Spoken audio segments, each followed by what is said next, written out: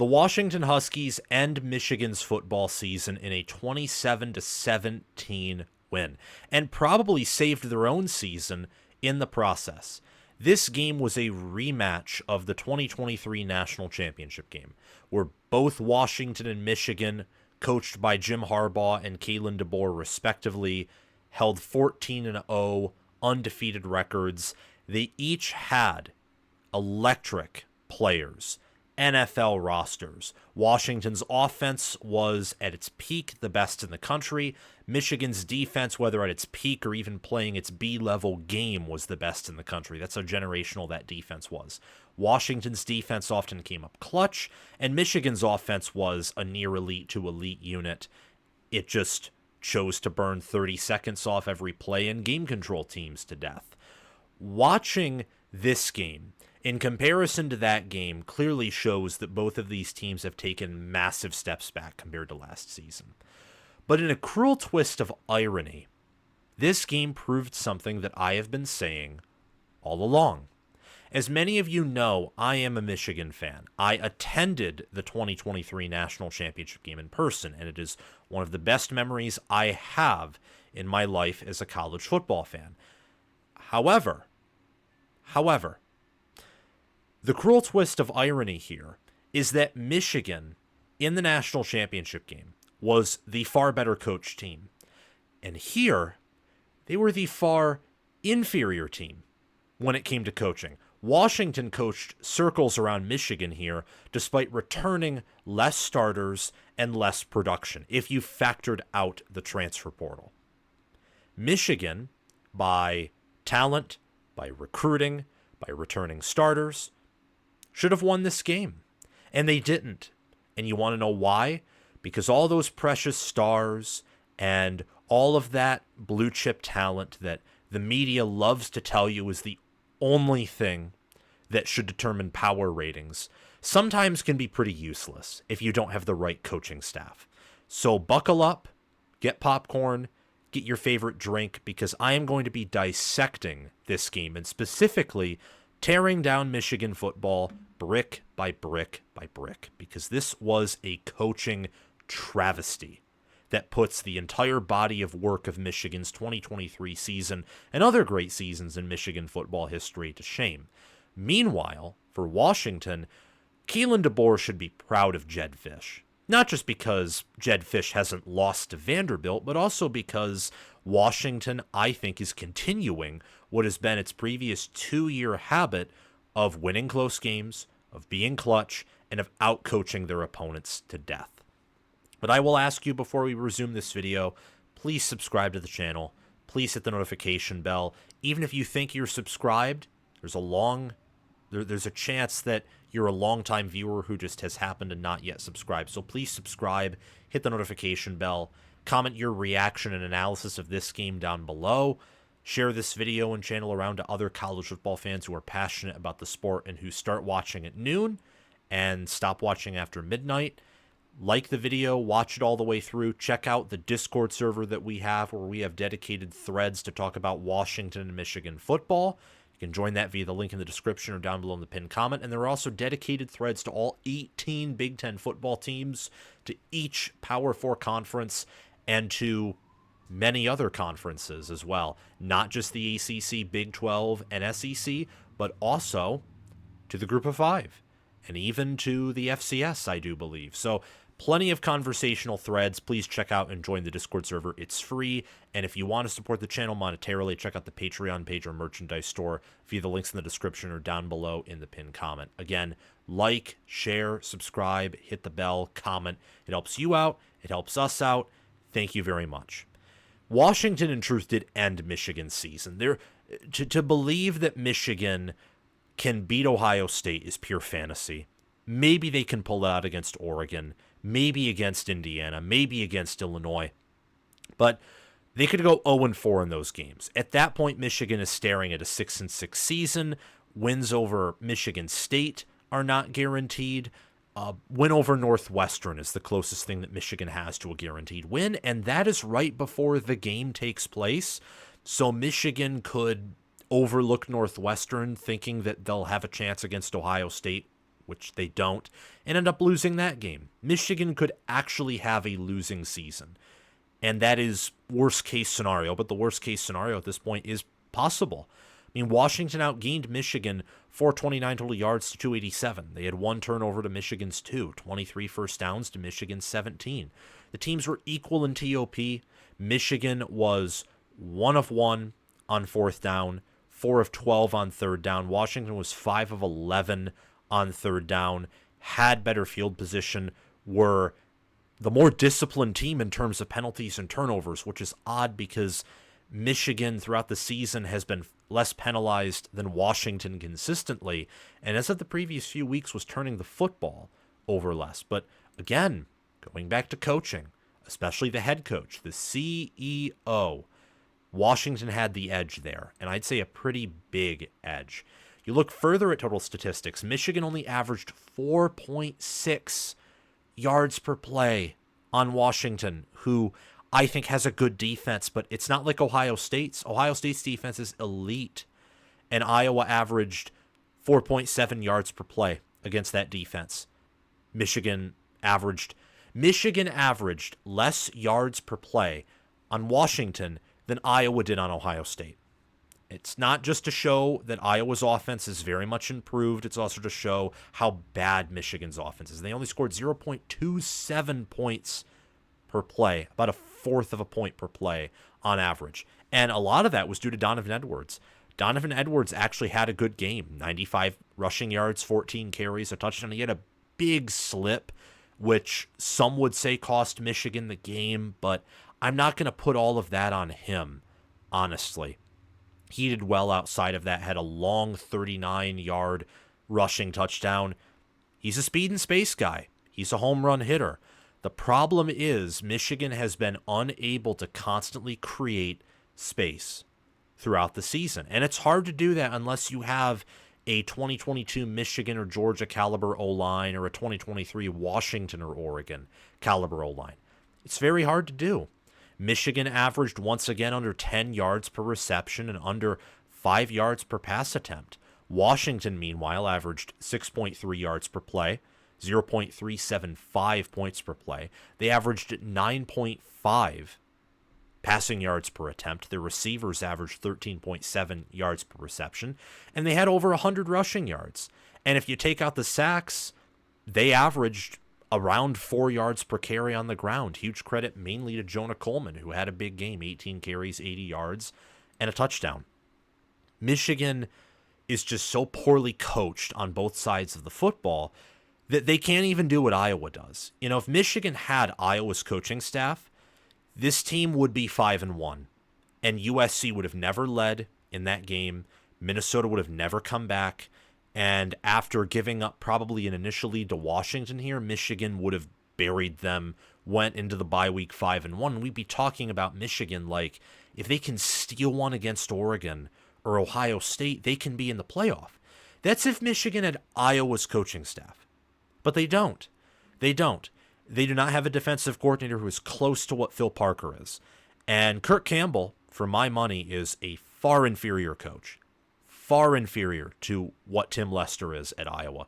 And Sherrone Moore, I think he's a great play caller. I think he's a great offensive line coach. For being a CEO and head coach, he is looking more clueless every game that goes by. You see that in the turnovers. Michigan had 3 turnovers, 5 penalties for 40 yards. This team looks undisciplined. They look like they're teetering on the point of quitting in games, which is far from what the previous 3 seasons of work has shown. Far from outside of the COVID year, what every Harbaugh team has shown. The 2020 team, they were bad. They were terrible. Yes. But they were just bad. I mean, even that team, they came back and beat Rutgers. This team led and had all the momentum in its lap against Washington in the third quarter. Fell flat. The 2019 team didn't quit. They just got outplayed by the teams they were better than. Same with 2018. Same with 2017, 16, 15. Do I need to say more? This is not a well-coached team. Washington, meanwhile, is well-coached, and all the credit to them for winning this game. They're closer to bowl eligibility. They have momentum. They're building something there. They are building something in Seattle. And they, per ESPN's FPI, led in win probability for the majority of this game. And they were more disciplined. They executed better. They made less mistakes. Washington didn't beat itself. Yes, they missed a field goal. Another field goal got blocked, and they did throw a pick. But really, outside of those plays, where can you recollect Washington beating themselves? You can't. You can't whatsoever. Meanwhile, Michigan, I can count several times where Michigan beat themselves. Donovan Edwards slipping. Kalel Mullings falling when he had good blocking. Jack Tuttle throwing a pick. Jack Tuttle fumbling. Michigan with Alex Orji passing on 3rd and 4 in Washington territory when they were down 7-0. If they run Kalel Mullings or Edwards there, they get a first down, or they set up a 4th and 1 or 2 and convert it. And maybe it's 7-7 early in the game instead of 14-0. The fact that Michigan came back from a 14-point deficit is almost a miracle given what they've done all season long. That's 5 times. 5. And there's probably more that I forgot about. Oh, no, 6. Jair Hill slipping in the end zone. Zeke Berry twice taking bad angles and looking like he has the agility of a 400-pound defensive lineman. Like, what is Michigan doing? And what I've arrived at is the staff is bottoming out. This is not a good staff, and whether you blame Harbaugh or you blame Moore or you blame Ward Manuel, it ultimately falls on the feet of the head coach. This is one of the worst staffs in the Big Ten. It is. The only guy who I'm going to give some credit or slack to would be Justin Tress, the strength and conditioning coach. That's about it. Because the trenches, look, they weren't the problem. The D-line wasn't the problem. The O-line wasn't the problem. That wasn't the problem, ultimately. And also, Lou Esposito, I would say Grant Newsome, just some of those coaches I would give some slack to. But even they are not blameless.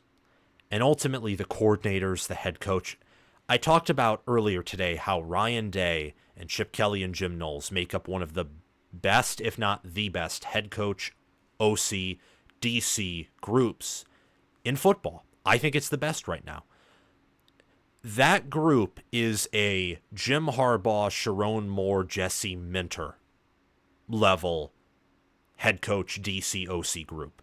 Like those are some of the best groups in that category, perhaps in football history. Perhaps. Nick Saban, Kirby Smart. I think Lane Kiffin was there when Smart was there. That's way up there on the list. And then Kirby Smart, Dan Lanning, and Todd Monken is up there too. Michigan has nothing close to any of those groups that I just mentioned. This is the most poorly coached team since 2020 and 2017. And it might be worse. It might be an even worse coached team. The problem is when judging Michigan's coaching staff objectively, Michigan has so many first-round players on defense, and they have enough recruiting momentum and developmental momentum on the offensive line and tight end and running back to where I wonder what this staff would do if not for Mason Graham, Josiah Stewart, Kenneth Grant, Derek Moore, who didn't play but has still been a factor, and then Ernest Hausman, Will Johnson, who made a critical mistake, and I'll tell you, that's coaching. That's coaching right there. And you look at this game, and I just don't know what takeaway you can have with Michigan outside of staff's not good. They're bottoming out. They're horrific. And really, Michigan is a fraudulent college football team. They were ranked top 10 in the preseason. I thought that they were going to be a top 10 team. I actually thought they were going to be top 5. And I think that there were reasons to believe that. But now there are not even any reasons to believe they are top 25. No power rating system says they're top 25 or at least top 20. And this team is being carried by Mason Graham, Kenneth Grant, and veteran players. It is. There's no other way to phrase that, to phrase what's going on, and there's no sugarcoating that I am going to do here. They're 4-2, 2-1 in Big Ten Conference play, and they have 5 or 6 remaining games that feature teams with better staffs than they do. I know that Michigan State and Ohio State and Oregon and Illinois and Indiana certainly have better coaching staffs. I don't know if Northwestern does, but are Michigan and Northwestern supposed to be comparable on anything? No, absolutely not. I have been known for a while now of being a Michigan fan who has said Michigan needs to be an actual blue blood. They need to treat themselves like a blue blood football program, and they don't. And it's ridiculous, and it's frustrating. And from an objective point of view, it's honestly kind of a meme. It's laughable. Michigan should be Ohio State, Alabama, Texas, Oklahoma, USC, and Penn State, and Nebraska. And I know not all of those programs are operating at what we think of when we say blue blood status right now. But Michigan and Ohio State series has been very, very competitive. It has. You can think, oh, well, since 2000, and if you factor out the games with actual fairness in it, Ohio State hasn't lost a game since, 2000? Well, that's lunacy. That's being sick in the head. Michigan's won the previous 3 games. Before that, Ohio State owned Michigan. And before that, in the 90s, Michigan owned Ohio State. And before then, it was a little more back and forth and a little bit more even. Michigan can and should be at an elite level, but they're not. And that's on them.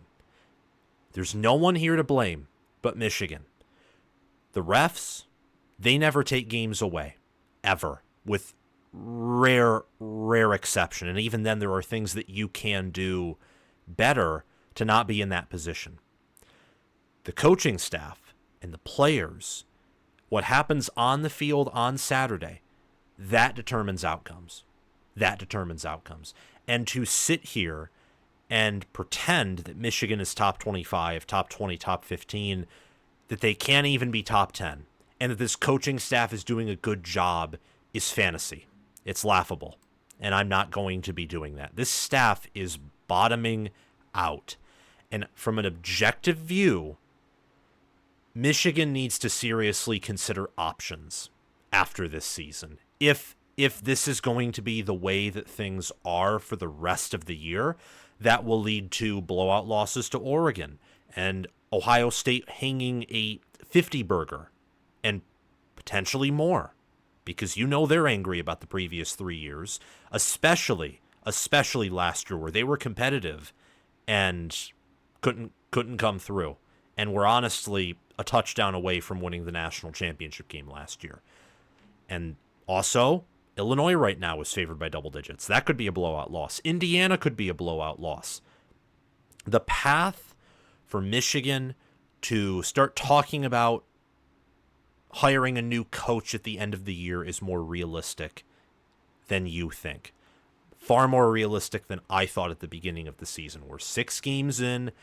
I'm not someone who likes to overreact, and I don't think this is an overreaction. I went from thinking that Sherrone Moore was going to surprise people and be a very good head coach, be kind of what Ryan Day was to Ohio State when Urban Meyer left, to thinking that, honestly, he is kind of like Larry Coker in my mind. Maybe an overreaction, but really good offensive mind and a lead offensive line coach. But right now he's way in over his head. And unlike Larry Coker in 2001, where he had an entire NFL roster, a lead at every position, and some well-respected coordinators to help him out, Sherrone Moore doesn't have that. Michigan doesn't have a quarterback. They don't have any receivers, and the secondary is very thin. And I feel bad for all the first-round talent on Michigan's defense right now. You look at the defense, too, and this is the final thing I'll say about Michigan before we move on to the victors in this game. We saved the best for last on this channel. Michigan's defense is very overrated. Is it a bad unit? No, of course not. And anyone who says that is intellectually dishonest. But is it Ohio State's? No. Is it Iowa's? No. Is it Penn State's? No. Is it Texas's? No. Georgia's? No. I just think Alabama had a ridiculously good game plan. That's why they scored 30 in that half. Michigan does not have a top 10 defense. They don't have a top 15 defense even, in my mind. And analytics would bear that out. Michigan right now is not top 25 in yards allowed per play, in points allowed per play, in total points allowed per game, and they're not even top 20 in ESPN's defensive efficiency metrics. They're just not that good as a team, especially as an offense, and as a defense. It's a very overrated unit. It is. And I don't know what Wink Martindale is doing, constantly sending extra pressure. It honestly, this Michigan defense is like Ohio State's defense in 2022. That is the closest comparison I could draw, where against the weak, they can feast. And against the weak, they will occasionally give up a big play or some points. And you get hyped up about the defense, and it deceives you. But in the big moments, against teams that have good coaching staffs, like that 2022 Ohio State defense, this unit gets worked, in spite of the fact that they have a ton of blue-chip talent and a lot of NFL talent on that side of the ball, on the defensive roster. It's a very overrated unit. It just is. It's not a top 10 defense nationally. I can name defenses in the Big Ten. Penn State, Ohio State, Iowa, who easily have better defenses than Michigan's does. Washington, by the end of the year, might have a better defense. I'm not going to forget about Nebraska. Nebraska obviously has a better defense. And there are probably other teams who I'm not exactly thinking of right now who could have better defenses. I mean, Minnesota, by the end of the year, might have a better defense. You got to think about, of course, Illinois. I'd say Illinois has a better defense right now. And I would look at USC. They could have a better defense at the end of the year. Oregon has a better defense than Michigan right now, I would say. And there's probably other teams, too. It's just Michigan has so much talent on that side of the ball, they can compensate for what has been a very poor coaching performance by Wink Martindale. Check this out right here. Through 6 games, Michigan has allowed 4.8 yards per play. Yikes. 0.32 points per play. Opponent points per play. And 22.3 points allowed per game. That is more than double the amount of points allowed compared to last year's Michigan defense. Oregon is going to hang more than 30. Ohio State will hang more than 40 at this rate. Illinois, Indiana, you know they're putting up 20 or more points. That only leaves Michigan State and Northwestern for this defense to perform exceptionally against. And I imagine that Michigan will find a way to allow Northwestern to score a point. And Michigan State, they could score some points too. This is an overrated defense. Cannot say that enough. And I'm drawing into question Michigan's staff, and I think everyone should. It is not okay. We are at DEFCON 0, if that is possible. The Berlin Wall is falling, and Michigan's coaching staff is the East German government. Like, you got to get out of there before you get arrested. Or an even better analogy is Michigan's coaching staff is in Berlin, it's 1945, and all of your opponents are the Soviet artillery that are shelling you to death. It's not a good situation, not one bit. For Washington, meanwhile, we finally got here, and I've taken up a lot of time talking about Michigan, so this won't be long. But their season is alive. They're 4-2, 2-1, and unlike Michigan's record, which is identical, the Huskies have hope. They have momentum. They returned less and entered the season with lower expectations than Michigan, and right now, they're the better team. They are. And I think that they can go bowling. Will they? Won't they? I don't know, because the remainder of their schedule is pretty tough. 4 out of 6 of Washington's remaining games are against teams that right now are ranked inside of the top 25. And that doesn't even factor in, I don't believe, although maybe it does factor in USC. I don't know. Maybe I edited this template too early. But I don't think so. I mean, Washington plays Oregon. They play Penn State. They play Indiana. And yes, it factored in. I factored in USC. I didn't. I edited this template before the ratings came out. But I think that USC and Iowa are around top 25 caliber teams. I'd say Iowa's definitely top 25. USC probably still is top 25, especially in a power ratings sense. So that leaves 5 out of 6 of Washington's remaining games, and they only have 4 wins, are against teams that are probably power rated at or higher than Washington's level. So bowling is not a guarantee, but it's ever more likely. And if Washington can go bowling this year, with all that they changed, roster-wise, coaching staff-wise, the fact that they don't have a lot of NFL talent, then I'd call this season a success. A successful season is very much in the cards for Jedd Fisch and the Washington Huskies. And talk about Steve Belichick and the defense that Washington has. Washington's offense has, I would say, been the problem in many of their losses, only scoring 19 and 18 points against Washington State and Rutgers. Now, Rutgers has a pretty darn good defense. They do. And credit to them for stopping Washington. But Washington put up over 500 yards in that game. And I think that Steven Belichick has a legitimate defense. Is it great? Is it elite? Is it near elite? No.